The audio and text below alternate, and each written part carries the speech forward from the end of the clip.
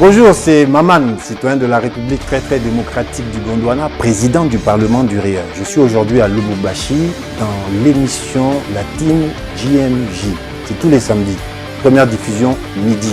Après, vous pouvez voir, il y a des podcasts. S'il n'y a pas de podcast, il faut qu'ils créent des podcasts.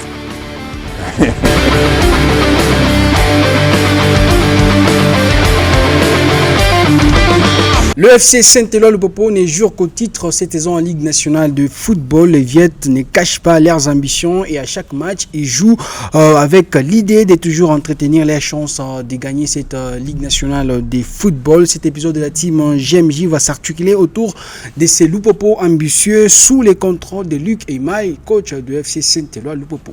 Oui, les points de chaque match valent très cher dans cette phase des playoffs et toutes les équipes les savent. Voilà qui nous offre à chaque journée, dès ces playoffs de la Ligue Foot, des matchs dignes d'une élite nationale. Ainsi, aujourd'hui, on référera les matchs qui font de ces playoffs une phase où chacun a son coup à jouer. Le Barça, le FC Barcelone a joué son coup devant Manchester United lors de la finale de la Ligue des Champions 2009. C'était à Rome, en Italie. C'était là l'opportunité pour les hommes de Joseph Pep Guardiola de pouvoir glaner leur première coupe aux grandes oreilles. Aujourd'hui, on va donc vous refaire le film de ce match de légende. Le casting est donc complet, la team GMJ, c'est parti comme d'hab. On se la joue autrement.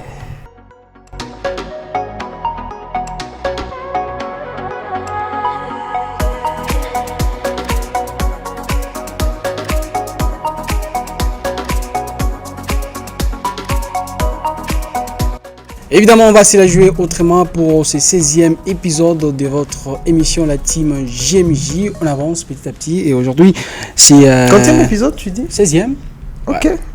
Bientôt le 20e, bientôt. Ouais, bientôt. Voilà, et c'est bien sûr ta semaine, Joël. Ouais, très belle semaine. Franchement, j'ai kiffé. J'ai eu le mariage d'un confrère d'Anchita, que je salue d'ailleurs. Et j'ai joué au foot. Vous avez tous vu. J'ai joué au foot.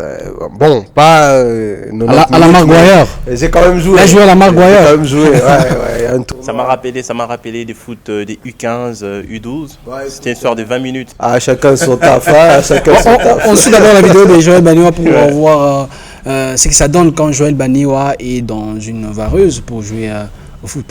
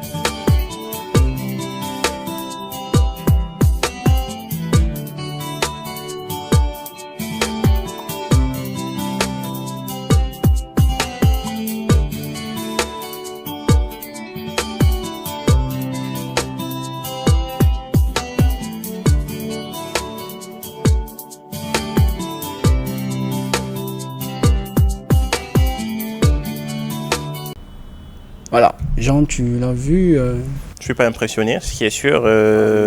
Après, honnêtement, franchement, c'est pas non plus. Si tu avais une équipe, tu ne recrutes pas. Hein. Mais pas du tout. Je ne parle pas. Mais ce qui est sûr, après, c'est. Mais moi, je vous jure, moi, j'avais une touche des légendes. Moi aussi, je disais ça jusqu'à ce que je monte sur le terrain. Ça Moi, j'avais une touche des légendes, mais je me suis pas encore essayé pour. Je me rends compte qu'autour de cette table, il n'y a que moi qui est honnête, finalement, parce que moi, moi, j'ai frôlé la carrière footballistique. Pour un mec qui soutient le PSG, je comprends. Ah, c'est normal. Normal. J'étais un très bon gardien, bien sûr. Ah, punaise. Bon, l'histoire des gardiens dans ces pays, c'est toujours comme ça. On poursuit rapidos avec cette émission, la team GMJ, pour maintenant refaire le match. Le grand match, bien sûr, comme Jean le disait dans l'intro, les matchs qui font de cette Ligue nationale de football une vraie élite nationale dans ces pays de Lumumba.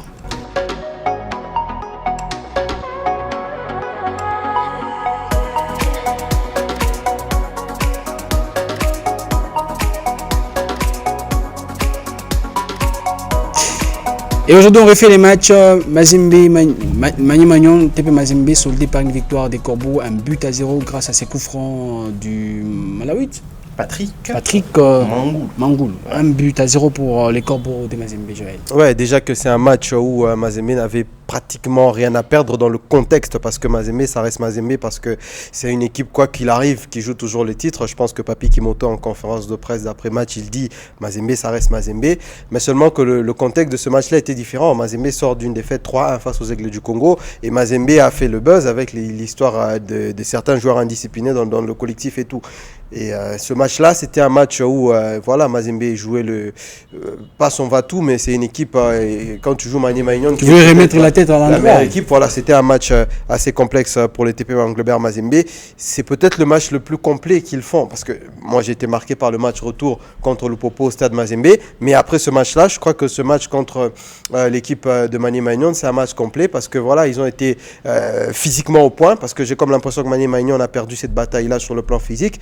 Ils ont été physiquement au point, et devant ça n'a pas non plus été exceptionnel en termes d'occasion de but, mais c'est un match complet. C'est ce qu'on demande dans un match de football. Il faut être en place tactiquement, c'est qu'ils ont réussi à faire dans ce match-là. Physiquement, ils ont été au-dessus de l'adversaire, et j'ai fini par dire que ils ont eu l'efficacité, parce que c'est ce coup franc-là à la dernière minute qui permet au TP d'avoir le 3 points. Et le football, c'est simple, il suffit d'avoir le but de plus que l'adversaire, et je pense que c'est un match qui sera un match référence pour ce jeune groupe de la Mindia, on ne le dit pas. C'est un groupe tellement jeune, les Mangoulou, les Ngalamouloumé, les autres, c'est des jeunes joueurs. Et aujourd'hui, quand on voit que certains aussi sont en train de partir, ça donne aussi la place à des jeunes comme Lumbu, comme les Banks Mbungu, etc. Donc c'est vraiment un collectif de jeunes joueurs. La Mine, en conférence de presse d'après-match, il a cet orgueil légitime de dire que une grande équipe ne perd pas 2 fois de suite des matchs. Mais c'est logique de le dire, parce qu'on ne le dit pas assez, il a quand même du talent dans ce collectif-là. C'est pas le véritable niveau du TP, mais c'est quand même un collectif de jeunes joueurs, et je crois que ce match-là, c'est un match référence pour cette équipe-là, et ça peut leur servir pour la suite. Mazembe qui venait d'une défaite face aux Aigles du Congo,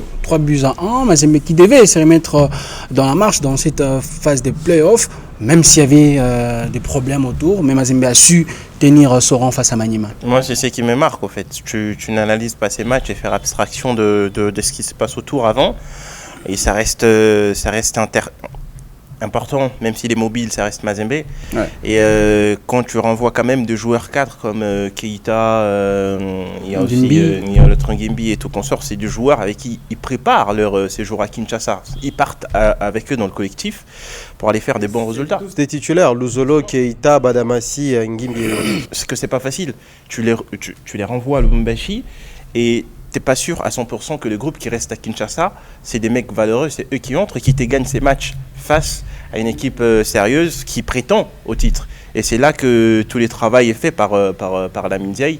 Et aussi, ça démontre que c'est quelque chose qui s'est préparé depuis les entraînements, parce que Mazembe ne fait pas un match explosif en termes d'occasion de but, en termes de pressing sur l'adversaire, parce qu'ils subissent un peu trop, même si Magnon, il faudra dire que la chance et la perfection, devant le but, ça, ils n'en ont presque pas. Ouais. Et c'est sur une occasion, une balle arrêtée, qui mettent les buts. Et tu sens tout de suite que c'est une équipe des Mazembe qui n'attendait que la moindre occasion pour réagir et fermer la boutique. Et c'est ce qui se passe face à Maniema Union. Donc personnellement, je pense qu'au-delà de tout ce qui s'est passé, prendre son temps pour inculquer à ces jeunes, comme je le disais, même s'ils ne sont pas au niveau des Mazembe, à ce que nous, on aurait voulu voir à Mazembe, mais c'est quand même une équipe qui grandit petit à petit. Et ça, c'est bien. Maintenant, enfin, les discours, lui, ça n'engage que la Mindiaye. Demain, il te sortira un discours pour te dire que ces joueurs-là, ça ne vaut pas Mazembe. On l'a déjà vécu avec les mêmes entraîneurs. Donc, on ne va pas non plus prendre ça pour parole d'évangile, honnêtement. Voilà. Alors, on ne va pas prendre ça comme parole d'évangile pour Maniema et pour Lamine Ndiaye, mais quand même, on sent que quoi que se passe dans cet effectif de Mazembe, Lamine Ndiaye a quand même une même mise. Il sait qui mettre pour avoir des bons résultats. C'est ce qui est exceptionnel avec cet entraîneur-là. C'est un coach qui n'a jamais eu un 11 de départ stable, un 11 de départ fixe, mais à chaque fois, c'est un entraîneur qui est capable justement de pouvoir se réinventer. Et oui, c'est difficile aujourd'hui d'être coach du TP, mais Lamine Ndiaye, il a quand même la particularité de pouvoir réussir avec ce jeune collectif. Lamine Ndiaye qui essaie toujours d'avoir des solutions dans son effectif. Et en plus, c'était le premier match pour les Malawites et après il plante ses coups francs, ça fait but pour le TP Mazembe. Non, je pense que c'était le deuxième qui joue, parce que c'est lui qui marque face à Desampé. Les matchs qui gagnent 1-0, toujours au stade des Martyrs. Après, il y a les Aigles du Congo qui leur donnent une belle baffe. Enfin, faire un retour comme ça face à Maniema Union, personnellement, je ne m'y attendais pas. Mais après, je reviens sur ce que j'ai dit tout à l'heure, parce que Mazembe, ça nous fait un peu oublier à un certain moment. Il y a tellement de joueurs qu'on n'a pas encore exploités dans cet effectif-là, parce que Mazembe ne pouvait pas non plus recruter. Ils ont été frappés par la FIFA, parce que Mangoulou était là, mais enfin, après il joue avec Don Bosco, les temps que ça s'arrange, il est rentré au club, et tout de suite on l'exploite à Kinshasa, et tout de suite il y a des résultats qui suivent. C'est que je suis encore tout à fait d'accord avec Joël pour dire que les talents, il n'est pas démesuré à Mazembe, mais ça reste quand même une équipe qui peut avoir des armes et un entraîneur qui a une mainmise sur son effectif. Que même quand tu perds tes cadres comme ça, parce que c'est pas la première fois, on l'a dit en début de saison, il y en a presque 6 ou 7 qui sont partis. Et puis là, avec les scénarios de Kinshasa, téléphone ou pas téléphone, il y en a presque 3 ou 4 qui sont rentrés à Lubumbashi. Et ça n'a jamais été un scénario facile pour un entraîneur de s'appréhender et de se relever. Et surtout face à Maniema Union, qui est vu aujourd'hui comme l'une des meilleures équipes au pays. Donc je pense personnellement, pour répondre à ta question concrètement, voilà, Mazembe a fait l'essentiel avec le joueur qu'ils ont et Lamine Ndiaye, coup de chapeau. Évidemment, on va suivre de près cette équipe du tout-puissant Mazembe dans cette phase des playoffs, surtout les duels entre les deux premiers de la saison dernière, Maniema et TP Mazembe. Ici, on va faire donc place à notre focus du jour dans cette team JMJ.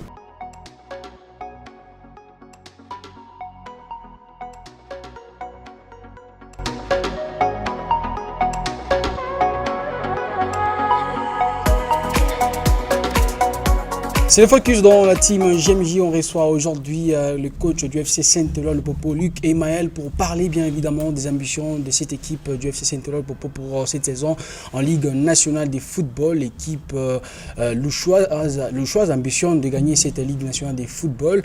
Ça faisait très longtemps.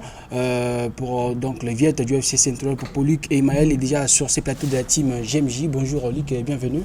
Bonjour, mon nom, je vous rappelle, c'est pas Emaël parce que je ne viens pas d'Israël mais de Belgique. Ok. J'ai déjà dit, mais bon, c'est pas grave. On fait souvent cette faute. J'espère que vous allez bien. Ouais, tout va bien. Voilà, on commence cette émission. Luc, vous arrivez au FC Saint-Eloi pour vous essayer de redynamiser ces clubs. Et déjà, au début, vous commencez très fort avec des victoires. Et vous faites une bonne phase classique de la Ligue nationale de football. Aujourd'hui, c'est les playoffs. Déjà, étalez-nous vos objectifs et vos ambitions avec cette équipe du FC Saint-Eloi. Je n'ai pas une mission spéciale quand je suis arrivé. Donc, il faut savoir que je suis en contact avec le Popo avant qu'il ne redémarre les entraînements. Lorsque j'étais toujours lors des derniers matchs avec les Aigles la saison dernière, oui, l'an dernier aussi. Donc, voilà. Cependant, le président voulait honorer le contrat qu'il avait avec le coach précédent. Et ce n'est qu'après avoir été... Il m'avait suggéré de venir déjà comme assistant, chose que j'avais refusée. Ce n'est que quand il y a eu l'élimination malencontreuse en Coupe de Confédération qu'il m'a rappelé, il m'a demandé de venir urgemment au club. Donc moi, ça m'intéressait. Lupopo est un club très très bien suivi par les fanatiques, même s'ils sont difficiles, exigeants, etc. Dans tout le pays. Et ça, c'est un grand support. Et moi, j'ai dit au président, je vais venir, je vais essayer de faire le maximum pour que Lupopo puisse briller à nouveau. Ça se limitait à ça. C'est avec les journalistes, etc. Et après la victoire contre Mazembe, le deuxième match, que les gens se sont dit, ah, cette année, on va être champion. Donc, c'est mettre beaucoup de pression directement sur les épaules du coach, mais bon, c'est pas grave. Et dans vos idées en tant que compétiteur, vous n'avez pas vraiment besoin d'amener cette équipe de Lupopo au toit du football congolais? Qui a dit non? Moi, comme vous venez de dire, je suis un compétiteur. Donc, un compétiteur, il aime de gagner tous les matchs, ce qui était malheureusement impossible au football. Donc, il faut pouvoir accepter les défaites, même si des fois elles sont amères, comme la dernière défaite contre Maniama Union, où on se met le but nous-mêmes et on rate les opportunités très importantes de scorer. Et rien à faire. Au football, il faut pouvoir mettre la balle au fond des filets et pour gagner le match et un but de plus que l'adversaire. Chose qu'on n'a pas pu faire lors du dernier match et qui nous a coûté donc la victoire, la défaite, la victoire pour Maniama Union, la défaite pour Lupopo. Qui a mis beaucoup de tristesse dans le cœur des gens.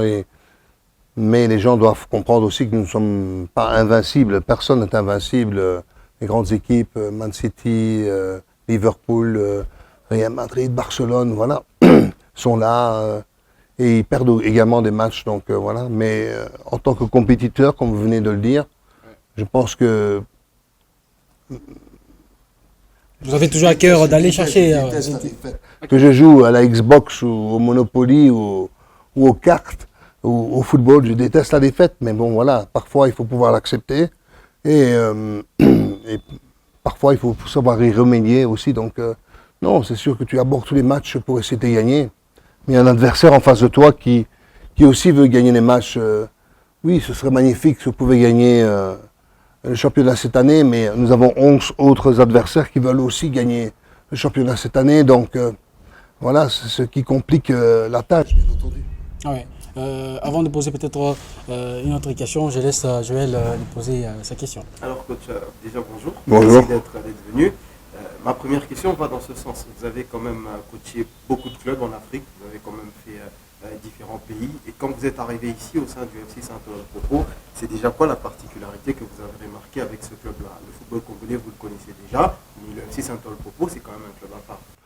Oui, mais j'avais l'avantage par rapport à d'autres coachs qui n'auraient pas pu coacher la saison dernière, enfin oui, le dernier championnat ici, j'avais l'avantage d'avoir coaché contre le Popo au play-off. Donc je connaissais, je veux dire, l'équipe à 85%. On y avait ajouté quelques joueurs, 2-3 que je ne connaissais pas et d'autres que je connaissais, comme Nisiembo, etc. Donc ils jouent à Lubumbashi Sport et voilà. Et d'autres que je ne connaissais pas, comme Mobassi, comme Wantete. Mais bon, ça a été... L'alchimie s'est faite rapidement du fait que je connaissais le championnat de 1 et je connaissais la plupart des joueurs qui évoluaient au sein de cette équipe parce que je ne sais pas si c'est le cas pour tout le monde, mais moi j'étudie toutes les équipes en fait. J'étudie toutes les équipes, que ce soit de manière individuelle, concernant chaque poste et chaque joueur qui peut remplacer tel joueur, quelles sont les qualités et défauts de chacun et comment l'équipe bien sûr construit, comment l'équipe défend, quelle est la manière, comment sont-ils sur les phases arrêtées offensives, défensives, et quelle est la manière peut-être de surprendre l'adversaire ou de déverrouiller l'adversaire. Donc voilà. Donc je procédais déjà comme ça dans la saison dernière. Donc ça m'a beaucoup servi pour bien entamer l'action avec Lupopo, quoi. Et en deuxième lieu, moi j'ai pas envie de dire que vous êtes un entraîneur à la Mourinho qui fait généralement moins de 3 ans dans un club, mais votre durée de vie dans les clubs, c'est rarement au-delà de 3 ans. Est-ce qu'avec le Saint-Ol-Popo, on peut nourrir l'espoir de dire que Luc S'inscrit dans la durée. Emal, oui. Ok. On le faisait à la française. Est-ce que les supporters peuvent se dire facilement qu'avec ce coach, on est quand même rassuré de le voir dans 3-4 ans?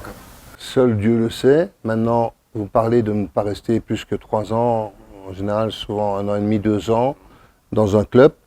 Dites-moi quels sont les clubs stables dans toute l'Afrique, ou même dans le Moyen-Orient, on va dire même dans le côté du Golfe. Dites-moi. Il y a Malmedy du Sundowns qui ne change pas souvent de coach, mais ces derniers temps, ils ont changé beaucoup de coach. Vous avez Al Ahly d'Égypte qui ne change pas souvent de coach, mais maintenant, ils vont encore changer de coach. Vous aviez avant les FAR Rabat au Maroc, qui était une équipe très stable, mais depuis 2 ans, ça n'arrête pas de défiler. Vous aviez Taraji, l'Espérance de Tunis, qui avant était très stable, mais maintenant, depuis 3 ans, n'arrête pas de changer de coach. Vous avez maintenant Yanga qui était devenu un peu stable, mais ces derniers mois, ces dernières choses, et de nouveau, ils changent beaucoup de coach. Donc c'est un peu, je pense que c'est pas toujours le fait que le coach veut aller voir ailleurs ou ne s'amuse plus ou quoi ou comme. C'est aussi un peu, je pense que c'est la mentalité, je vais dire, que ce soit en Afrique du Nord, en Afrique, dans toute l'Afrique. Est-ce que vraiment les gens croient en un projet? C'est ça la question que je me pose. Si vous vous rappelez, quand Mikel Arteta est arrivé à Arsenal, il perd les 5 premiers matchs. Est-ce que vous croyez que si il avait fait ça ici, que ce soit à Lupopo, que ce soit à Mazembe, que ce soit au Wydad Casablanca, que ce soit au Raja Casablanca, que ce soit à Sundowns, que ce soit à Chiefs, s'il perd 5 matchs d'affilée, les 5 premiers matchs, est-ce que vous pensez que le garçon serait resté? Je ne pense pas. Hein. Il aurait été remercié. Donc c'est un peu, vous voyez, les autres, ils ont cru en Arteta, ils ont cru au projet, et voilà. Et je pense que c'est ça, c'est un peu une question de mentalité en règle générale. Parce que souvent, on dit, oui, le coach, il ne reste pas, mais voilà. Si je vous explique, par exemple, pourquoi est-ce que j'ai quitté, ou pourquoi on s'est séparé avec cette équipe de Free State Stars en Afrique du Sud, que personne ne connaissait presque, avec qui on a gagné les 2 premiers trophées sur les 24 dernières années de leur existence. Ben, on s'est séparés parce que quand j'arrive, l'équipe, l'année d'avant, est avant-dernière, donc elle se sauve le dernier match. On fait une super saison, on termine 5e, on gagne la Coupe nationale, on les qualifie pour la Coupe de Confédération, on gagne la Super Coupe, ils ramassent beaucoup de sponsors, ils séparent mon préparateur physique, ils séparent du vidéo-analyste, parce que simplement les gens demandent une augmentation, et je me retrouve là, ils séparent de l'assistant, qui sont tous des Sud-Africains, hein, et je me retrouve là et on joue. On reprend le championnat et on joue pas mal. On est 8e mais à 3 points de la 5e place. Je me rappellerai toujours, c'est le 12 décembre ou le 13 novembre, pardon. On bat Supersport qui à ce moment-là était une grosse équipe. Cette année, Supersport a de grosses difficultés. On bat Supersport 1-0. Le fils du président m'appelle dans le vestiaire adjacent au vestiaire. Il dit, coach, je dois te dire quelque chose. Je dis, à quoi? On doit jouer en Coupe de Confédération. On a déplacé le match à Johannesburg. C'est tard, c'est à 400 km de Johannesburg. Hein. Je dis pourquoi? On veut pas gagner. Moi, comme ça. Comment on veut pas gagner? On s'est battu pendant un an pour terminer une bonne place. On vous ramène les 2 premiers trophées depuis 24 ans. Et vous me dites que vous voulez être éliminé contre une équipe tout à fait banale du Rwanda, qui n'était pas Rayon Sport, qui n'était pas APR, puisque j'ai coaché au Rwanda, donc je connais. Après ça, on devait jouer contre une équipe du Soudan, qui n'était ni Al Hilal, ni El Merreikh, où j'ai coaché aussi. Donc je me dis, on va passer, on va aller dans la phase de groupe. Mais ils ne voulaient pas investir un peu d'argent, parce qu'à ce moment-là, c'est pas comme cette année, enfin la dernière édition, où M. Motsepe a accordé de l'argent dans les tours préliminaires. À ce moment-là, vous savez que les tours préliminaires étaient à charge des clubs, etc. Alors après, on me demande d'être battu. C'est un truc que je ne peux pas accepter. Donc j'ai demandé qu'ils réfléchissent 2-3 jours. Et ils ont dit non, on maintient notre position. Et j'ai dit donc vous m'avez empêché d'aller fin de saison à Kaizer Chiefs qui me voulait, à Supersport qui me voulait. Vous m'avez augmenté mon contrat et maintenant vous me demandez de perdre en Coupe de Confédération contre une équipe banale. Je ne peux pas accepter. C'est un truc que je ne peux pas accepter. Donc on a dû trouver un arrangement. Et là j'étais encore très gentil, donc voilà. Mais bien sûr, quelques jours après, j'avais un club en Égypte, où j'avais même des propositions autre part en Afrique du Sud. Donc vous voyez comme c'est des fois bizarre. Et ce club, je suis parti en Égypte. En Égypte, l'équipe était, il y avait 18 équipes en Égypte, était 16e ou 15e. On a terminé 6e. Free State Stars est descendu cette année-là. Et puis il était en 2e division, il est resté 2 ans en 2e division. Et puis le club, ils ont revendu le club n'existe plus. Donc parce qu'en Afrique du Sud, souvent les clubs appartiennent à une famille qui dirige, qui investit tout l'argent. Donc voilà un peu, c'est un exemple. Pourquoi suis-je parti de Mérec, du Soudan? Parce que on est venu faire en demi-finale de Ligue des Champions, on a été éliminé ici par Mazembe. Et puis on recommence, on est champion, on gagne la coupe sans la jouer contre Al Hilal parce que les joueurs d'Al Hilal n'ont pas voulu sortir du vestiaire pour des histoires de joueurs non qualifiés. Bon, je ne vais pas rentrer dans le détail parce que je ne connais pas tous les tenants et aboutissants de l'affaire. Puis tu joues, malheureusement tu es éliminé par Sétif au goal average, puisque on fait 0-0 et 2 buts partout. Donc c'est eux qui passent. Tu vas en Coupe de Confédération. À ce moment-là, tu t'es reversé en Coupe de Confédération. Et on perd à Agadir, alors que chez nous, on doit gagner 3-4-0. Et à Agadir, on est un peu volé par l'arbitrage. C'est souvent comme ça, malheureusement. Et on perd. On gagne 1-0 chez nous, là-bas, on perd 2-0. Ça a été vraiment pour la folie. Les gens ont envahi le terrain, etc. Des choses que moi, je n'accepte pas. Mais bon, c'est compréhensible. Et puis, qu'est-ce qu'il a fait le président? C'était le deuxième président, parce qu'avant, quand on était en demi-finale comme Mazembe, c'était un très très bon président. Après ça, le président s'est enfoui. Il est allé en Angleterre parce qu'il avait des dettes au Soudan. D'ailleurs, toujours à l'heure actuelle, s'il rentre au Soudan, il va en prison. Donc après, tu te retrouves à payer pendant 1 mois, 2 mois, on te doit ça. À un moment donné, tu pars, c'est normal.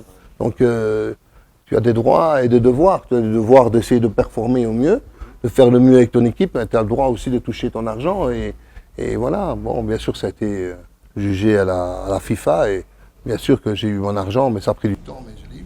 Voilà. Jean, une question? Bien sûr. Coach, bonjour. Et merci merci d'être là. Moi, j'ai envie de poser une seule question. C'est celle de savoir. Tout à l'heure, vous disiez que vous arrivez à Lupopo. C'était un peu à la veille de celui qui était là et ainsi de suite et tout ça là. Vous n'avez pas vraiment pu discuter de comment les choses vont se passer. Mais jusque maintenant, vous êtes quand même là depuis un certain moment. Vous faites la phase classique de la Ligue nationale de football. Et comment vous êtes entendu maintenant? C'est quoi les vrais projets autour des Lucs et le Popo? Comment vous travaillez? On n'a pas vraiment parlé de projet. C'est comme je vous dis, c'est la vision des choses. Non, on a dit, on va essayer de faire le mieux possible. C'est sûr que tout le monde, tous les spectateurs, tous les fans, ils voudraient bien que Lupopo soit champion parce que ça fait très très longtemps que Lupopo, je ne sais pas combien d'années, n'a plus été champion. Mais nous avons des adversaires. Donc nous, on va essayer de prendre match par match, faire du mieux possible. Comme je disais à la conférence de presse maintenant, seuls les Aigles, dans les 4 premiers, n'ont pas été battus. Mais ils doivent bientôt jouer Wanyama Union. Ils vont jouer le Bosco aussi. Donc vraiment, on n'a pas parlé spécialement de projet. Vous voyez, on m'a dit, vas-y, viens, essaye de faire le mieux possible et puis on va voir. C'est un peu comme ça, si je résume. Et puis oui, on aimerait bien gagner le championnat, oui, ok. Donc c'est un peu comme ça que ça se passe. Donc gagner le championnat aujourd'hui, Lupopo avec Luc, ce sera un bonus, on va dire? Si on gagne le championnat, vous savez, quand vous allez quelque part dans un club, ou si vous faites votre émission de TV ou de radio, je l'ai fait avant vous, j'en ai fait, à l'époque, je l'ai fait il y a des années, il y avait ce qu'on appelait des radios libres chez nous en Europe, c'était des radios, on va dire, illégales, mais vous diffusiez partout, vous aviez des centaines de kilomètres et vous avez énormément d'audience, donc j'en ai fait. Donc c'est un truc qui me passionne, mais je veux dire, si vous arrivez à Lupopo, vous devez essayer de laisser une bonne marque à Lupopo, d'accord? Donc, parce que Luc-Emma, c'est rien du tout.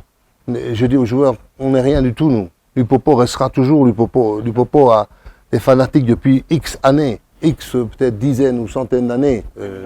Donc voilà. Et nous, on doit essayer de faire le mieux possible pour rendre les spectateurs heureux.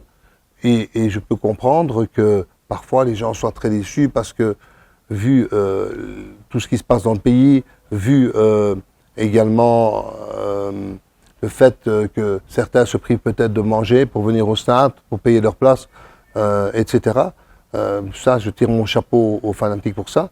Mais nous, on ne fait que passer. Et quand tu passes comme ça, le mieux, c'est de laisser une trace positive dans le club.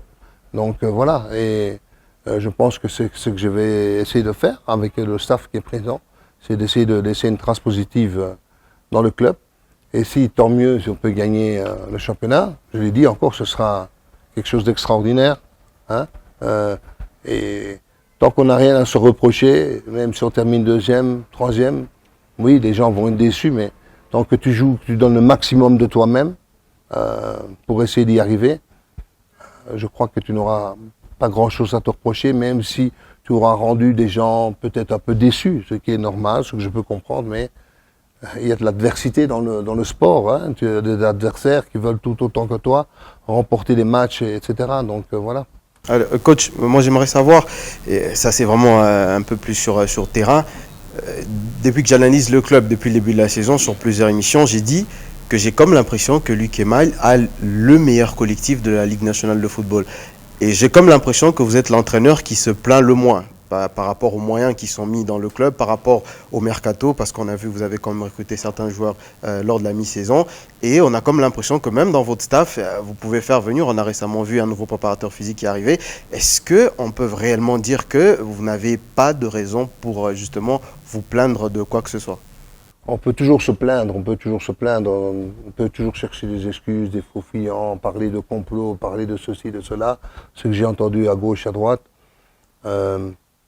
C'est vrai que la désorganisation, en règle générale, du championnat me dérange beaucoup.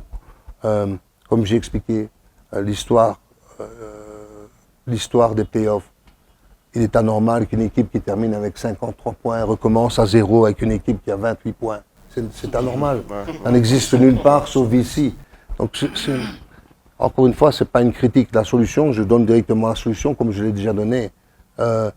S'il vous plaît, divisez les points par 2 pour jouer le play-off. Ou laissez les points et continuez à jouer le play-off. Ainsi, vous n'aurez plus de forfait. Vous n'aurez plus de calcul à gauche, à droite. Vous n'aurez plus de forfait. Chez nous, en Belgique, ils font ça. Ils divisent les points par 2. En Égypte, cette année, ils ont fait les play-offs et play-down. Ils ont gardé les points.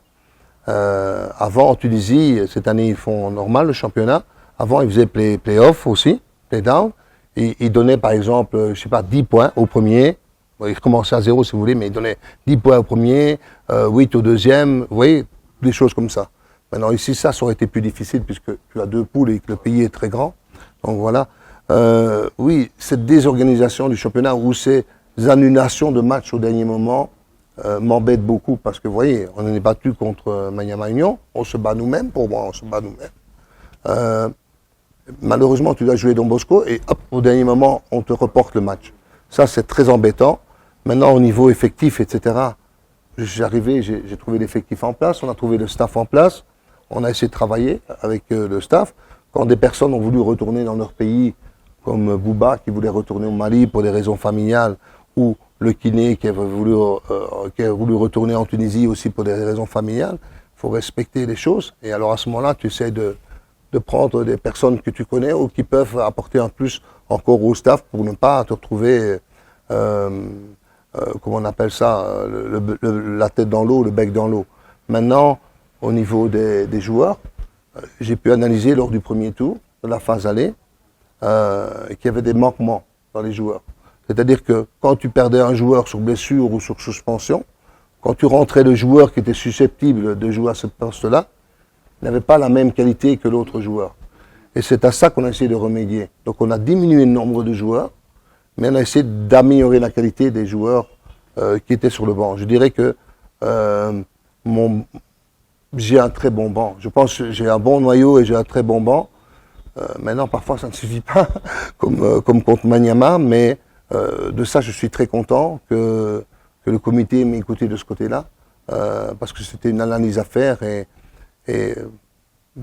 on n'est pas dans le championnat d'Angleterre, même si on va jouer beaucoup de matchs, on ne joue quand même pas 60-80 matchs par an, mais il est important de ne pas avoir un noyau trop large, mais avoir plus de joueurs de qualité que quand tu perds un joueur, tu rentres l'autre et à peu de choses près, c'est la même valeur, quoi.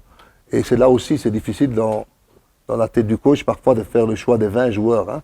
Et c'est là aussi que des fois, les joueurs n'acceptent pas toujours cette concurrence qui, pourtant, devrait être une saine émulation entre eux. Hein. Ils devraient te pousser à donner le meilleur. Et coach, moi, vous pouvez être d'accord avec moi ou pas, mais j'ai comme l'impression que, et cette année, malheureusement, j'ai remarqué, Lamine Ndiaye, votre homologue du TP, on n'est pas là pour parler de lui, mais il est en train de faire une saison où il n'a jamais aligné le même 11 de départ 2 matchs de suite. Il l'a jamais fait depuis le début de la saison. Et vous, quand vous êtes arrivé, on a vu cette stabilité-là. Le milieu à 3, où c'était Mika, Draman, et en défense, Ikoyo, Daoudji, Papi, etc., Isama. Et en attaque, c'était la même chose.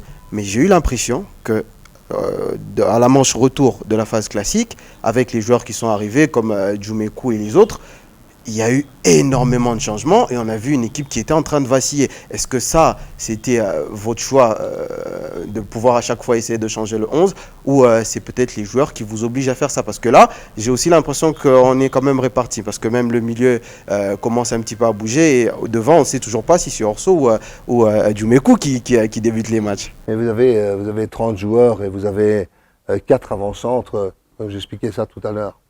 D'abord, premièrement, c'était voulu ce que j'ai fait dans la phase retour. Pourquoi? Parce que la phase aller, les matchs étaient espacés, on va dire, à un rythme normal, d'un match par semaine, ou de 2 matchs. Oui, de jouer samedi, puis tu rejouais le samedi d'après ou le dimanche.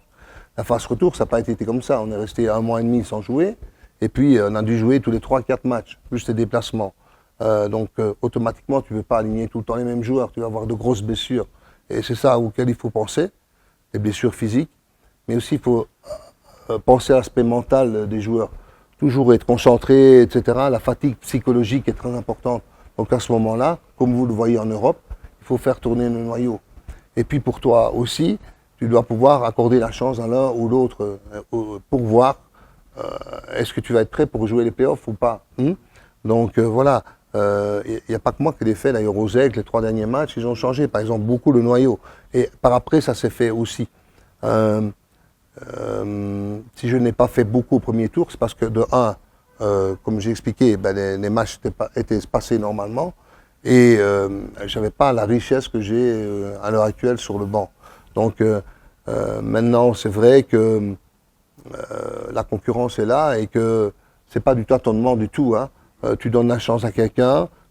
Comme je viens de le dire précédemment, j'étudie toutes les équipes. On peut me reprocher pourquoi Orso Makou a commencé contre Maniama Union, or que Maxwell Djoumekou avait marqué contre Ange Vert et que Orso Makou avait raté 2 buts ou 3 buts contre Ange Vert. Pourquoi? Parce que je me suis dit, étudiant Maniama Union, le profil d'Orso serait pour moi mieux pour jouer contre Maniama Union, vu sa vitesse, etc., s'il fait des courses comme je lui ai demandé. Malheureusement, il n'a pas répondu à l'attente. Vous savez, vous avez une idée, vous étudiez l'équipe adverse, et tu te dis, ah non, Orso va mieux convenir que Max qui va garder le ballon un peu comme Kitambala, etc.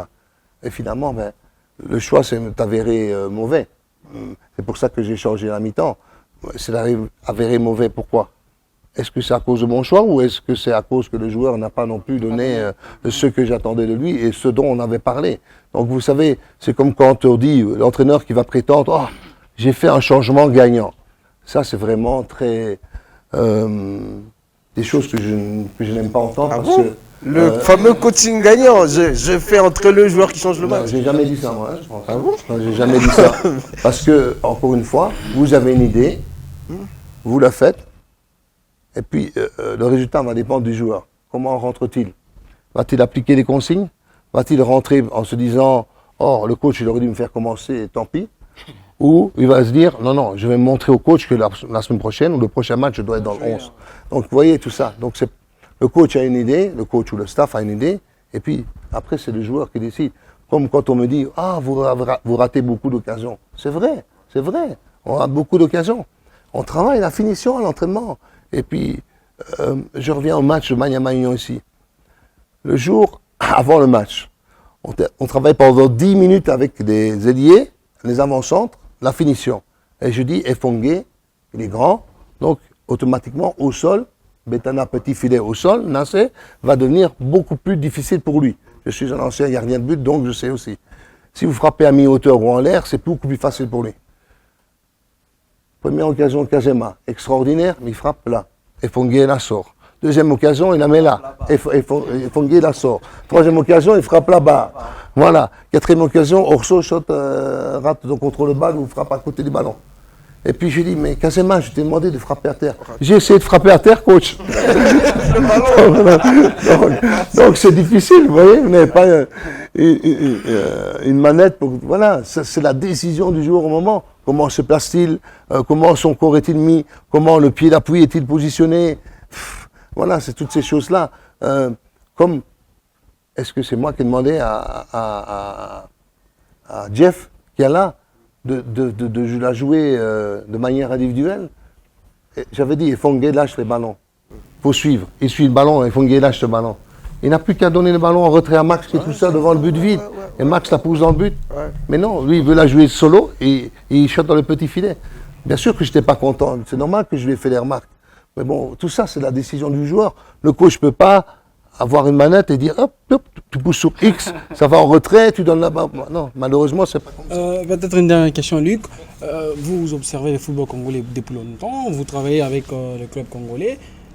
Comment vous regardez l'évolution du football congolais sur le plan qualité en termes de talent?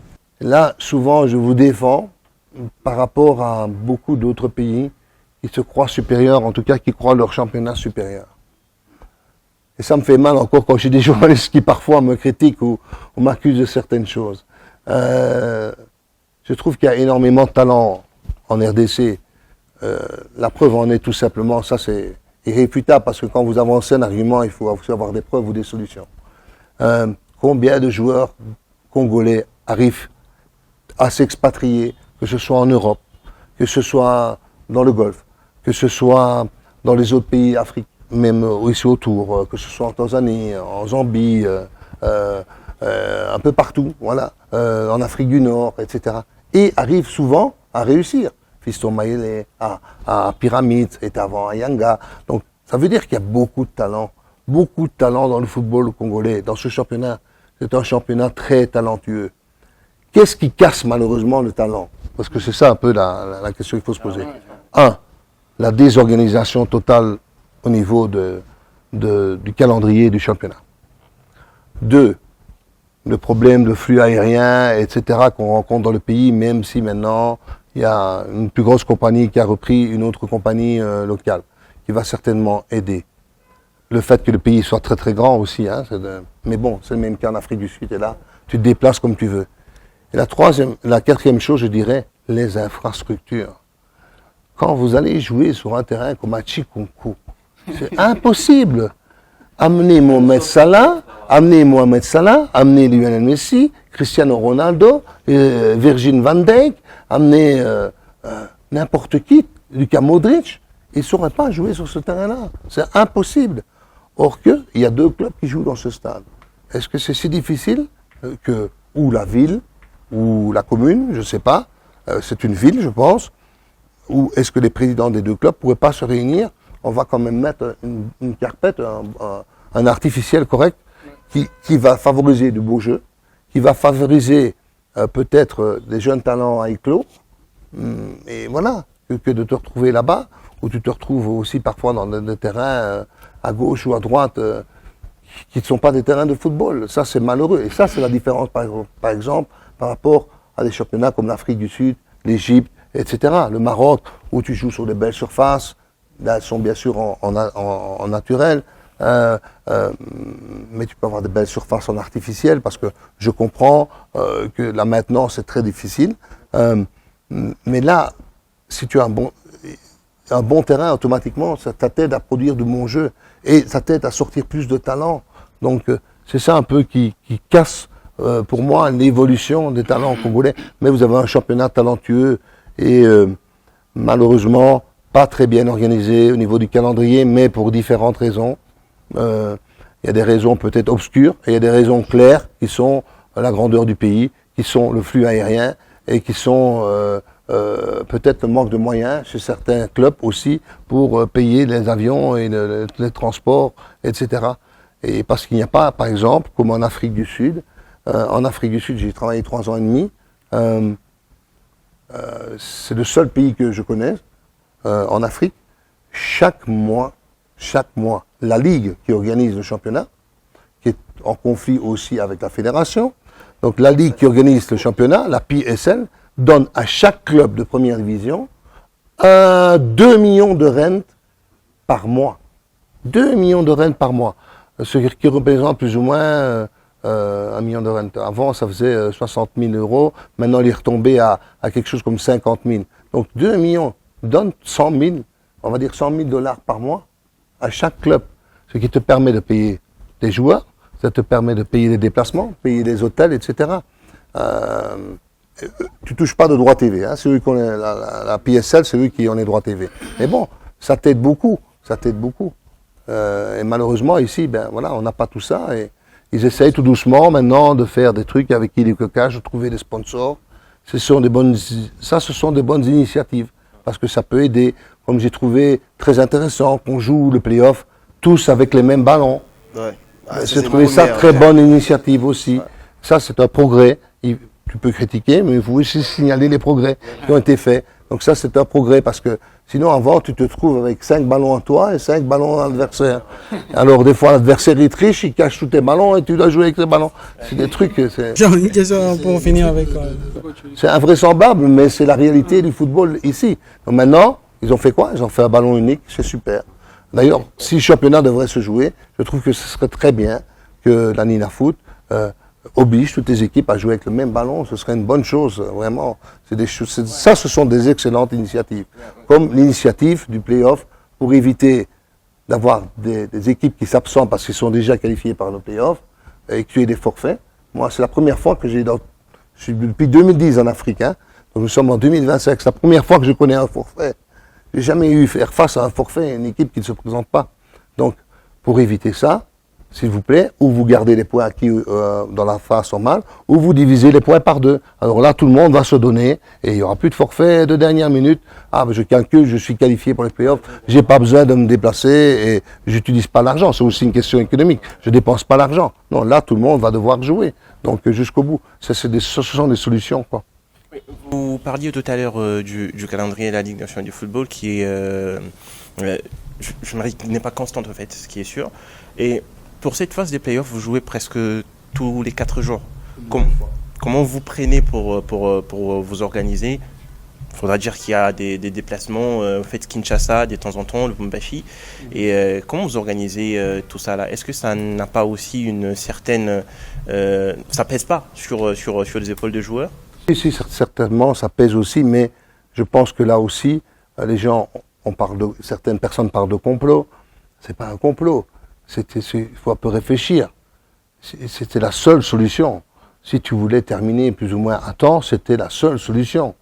C'était de jouer dans 2 villes où il y a des vols réguliers tout le temps. Sinon, le championnat est fini au mois de septembre, hein. Donc, c'est pas possible, ça. Donc, même déjà, je me demande si on va aller au bout des playoffs. Moi, personnellement, je me demande, parce qu'il y a déjà des matchs qui sont reportés. On nous a reporté Don Bosco. Il y a d'autres matchs qui ont été reportés à Kinshasa. En réétudiant le calendrier, on doit jouer normalement à Kinshasa le 13 contre DCMP. Mais je vois que le DCMP joue le 11 ici. Je me demande comment ils vont venir jouer le 13 à Kinshasa. Donc, vous voyez, ce sont des choses... c'est embêtant parce que ça te fait rallonger ton championnat. Il va venir jusqu'à quand? Il y a la Coupe du Monde des clubs. Et puis, il y a la Tchad. Et puis, tu as le tour préliminaire de la Ligue des Champions, la Coupe de Confédération. C'est vraiment ce sont des choses compliquées. Et les voyages, bien sûr, pèsent sur les joueurs. Nous, on a eu la chance plusieurs fois de voyager avec un avion affrété par le gouverneur. On partait le matin, on revenait le soir. Je parle dans la phase normale, hein. Ici, c'est pas le cas puisque nous avons des vols réguliers entre Kinshasa et Lubumbashi. Et puis, de toute façon, quand tu vas d'ici à Kinshasa, tu sais très bien que quand tu arrives à l'aéroport, il faut 3 heures pour arriver à l'hôtel ou dans le centre-ville. Il vaut mieux arriver un jour ou 2 avant pour être un peu reposé. Donc, voilà. Mais c'est sûr que automatiquement, le moral et le physique des joueurs en prend un coup parce que si je suppose que vous suivez la première ligue en Angleterre, au moment du Boxing Day, beaucoup d'entraîneurs se plaignent. Parce que ça joue tous les 3 jours, 4 jours. Mais quels moyens de récupération ils ont par rapport à nos moyens de récupération à nous? C'est ça le problème. C'est un monde de différence. Hein? Ils ont des cabines spéciales à température très très basse. Ils ont 8 masseurs, ils ont autant de kinés. Nous, on a un kiné, un masseur, les bains de glace, et c'est tout pour la récupération. Voilà, c'était là le coach Luc Eymael du FC Saint-Éloi-le-Popo. Bien sûr, on va suivre de près cette équipe des cheminots du FC Saint-Éloi-le-Popo dans cette phase des playoffs. Peut-être que ce sera la bonne année pour les Viettes. Peut-être revoir les titres des jaunes et bleus dans cette Ligue nationale des football. On poursuit Depuis avec, 2002. évidemment, on poursuit avec Bien cette sûr. émission, la team GMJ, pour bien évidemment faire un pas dans l'histoire.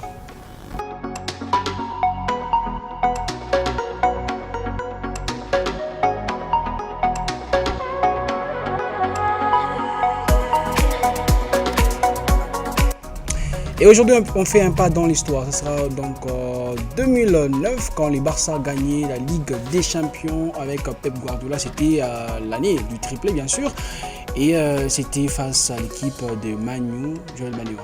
Et oui, on va parler de la finale de la Ligue des Champions 2009. C'était au Stadio Olimpico de Rome en Italie. D'un côté, Manchester United, de l'autre, Manchester United, bien évidemment, le champion en titre, dirigé par l'emblématique Sir Alex Ferguson, une équipe sûre de sa force, portée par Cristiano Ronaldo, Wayne Rooney et les autres. Et de l'autre côté, il y avait bien évidemment le FC Barcelone de Pep Guardiola en pleine transformation. Une équipe jeune, fluide, presque poétique, articulée autour de Xavi, Iniesta, mais surtout Lionel Messi. Le match en soi, il démarre tambour battant avec une domination anglaise dès les premières minutes. Cristiano Ronaldo allume la première mèche, mais la défense catalane tient bon. Puis à la 10e minute, sur une percée fulgurante, Samuel Eto'o mystifie Vidic et glisse le ballon entre les jambes de Van der Sar, 1-0 pour Barcelone. À partir de là, le Barça prend le contrôle total du match. Le ballon circule, les Red Devils font que courir sur le terrain. Xavi et Iniesta dictent le jeu et Manchester United semble être impuissant. À la 70e minute, un centre millimétré de Xavi trouve Lionel Messi seul au second poteau.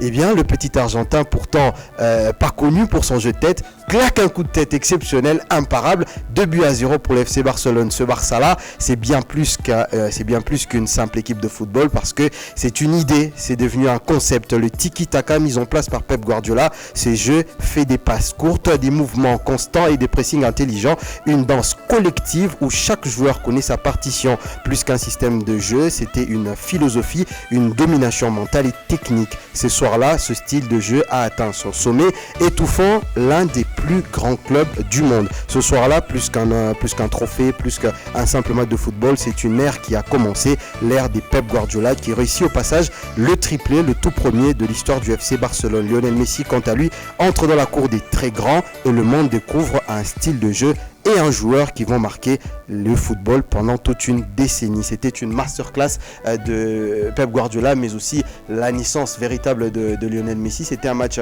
exceptionnel. Pour parler de moi, c'est vraiment la première finale de Ligue des Champions que j'ai eu à suivre. Bon, moi évidemment, hein. Moi également, je suis pour ma première fois une finale de Ligue des Champions, c'était en 2009. Luc Eymael, je vous ai vu en rire quand bien sûr. Bien sûr. Je vous ai vu en rire quand Joël était en train de nous faire le film de ces matchs. Je me rappelle du centre où Messi marque de la tête, je crois que c'était son premier but de la tête. Oui, Mais vous avez oublié que Guardiola était sous l'égide de Johan Cruyff avant. Hein.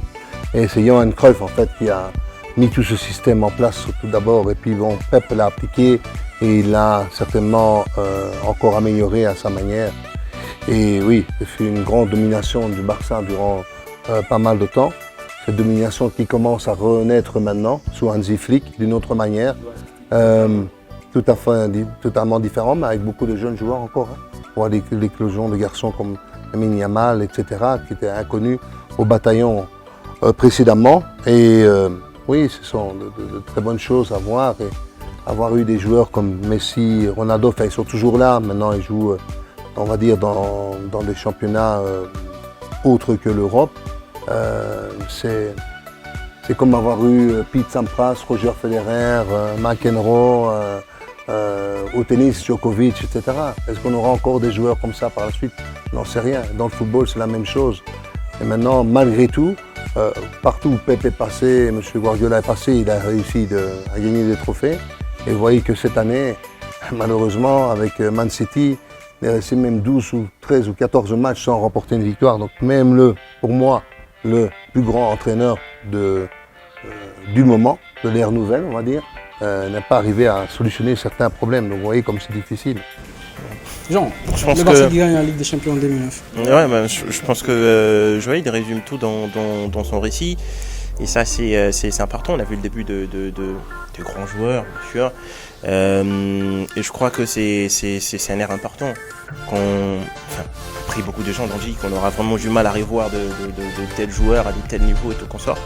Mais c'est peut-être en train d'arriver. On est en train de le voir avec les Barça, Yamal et tout consort.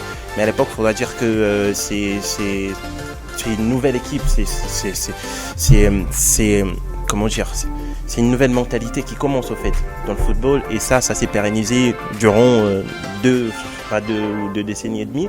C'était vraiment important. Je pense que ça reste de matchs comme ça, qui restent légendaires, historiques, et c'est toujours un plaisir de revenir et de revoir ce que ça fait. Évidemment, c'est donc un plaisir de revenir pour voir ce que ça donne, et aujourd'hui on va aussi revenir sur un joueur, un talent immense pour la République démocratique du Congo. C'est dans notre partie, le Panthéon.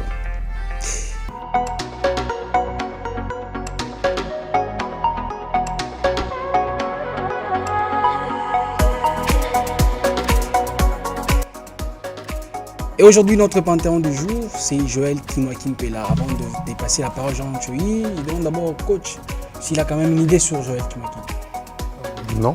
Ouais. Jean va vous aider pour en savoir plus. Bien sûr. Dans la galaxie du football... Je connais de nom, mais... Les joueurs... Ah, c'est sûr.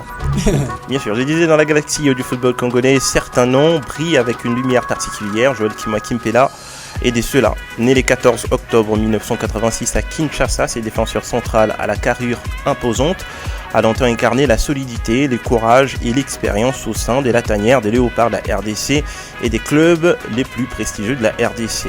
C'est au Daring Club Motema Pembe, club mythique de la capitale congolaise, que Kimwa-Ki fait ses premières armes.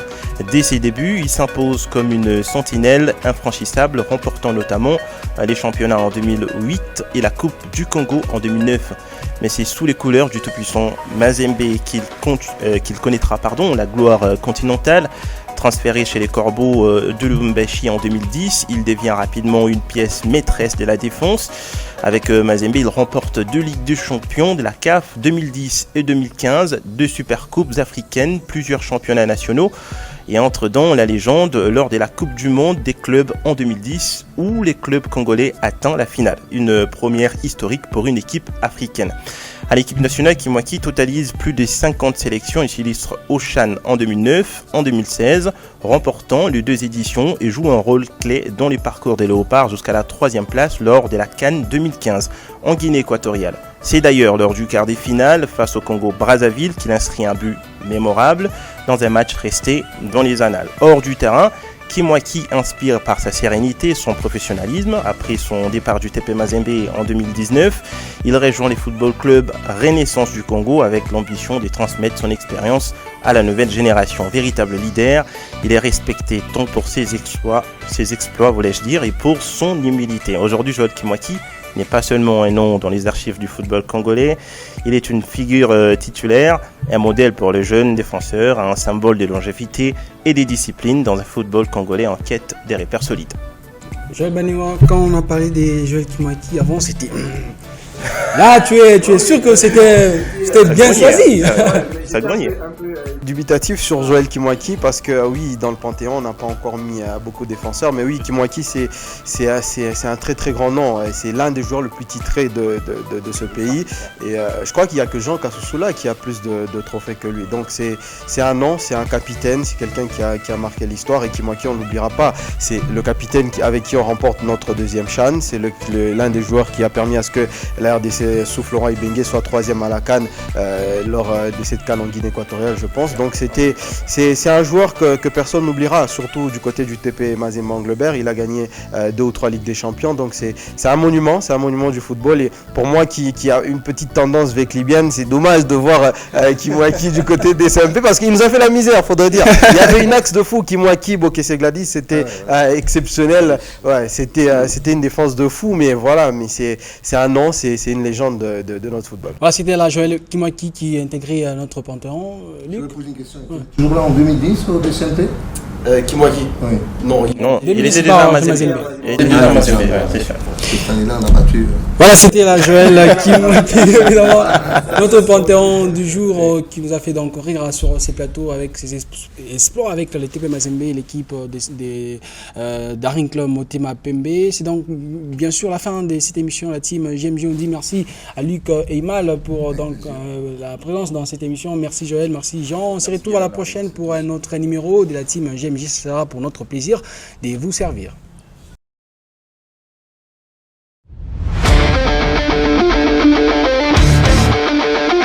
Bonjour, c'est Maman, citoyen de la République très démocratique du Gondwana, président du Parlement du Rieur. Je suis aujourd'hui à Lubumbashi dans l'émission La Team JMJ. C'est tous les samedis. Première diffusion midi. Après, vous pouvez voir, il y a des podcasts. S'il n'y a pas de podcast, il faut qu'ils créent des podcasts.